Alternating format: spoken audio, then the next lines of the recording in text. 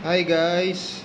Magandang hapon po sa inyo. Ngayon po ay 4:45 na, kaya kakain na po tayo ng ating dinner. So sa dinner po natin ngayon, meron po tayong beef tapa na iniready sa atin ni Chef Sara. Beef tapa, tapos meron po tayong lettuce, meron po tayong fresh papaya, meron po tayong shake, cucumber shake with apple and peras.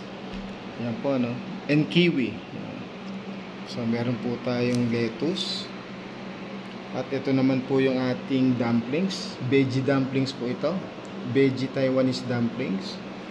At meron din po tayong kimchi. Ito po, kimchi. Yan mga lods, kimchi. At ito naman po yung special sauce na ginawa ni Chef Sara para sa dumplings. So mga lods, kain na po tayo ng ating early dinner. Ang ating 5 o'clock habit dinner. So bago po ulit, simulan natin sa ating papaya. Yan, ang ating red lady papaya. Kain na mga lods.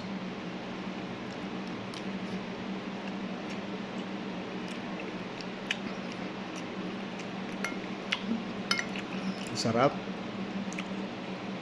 Kain na po tayo.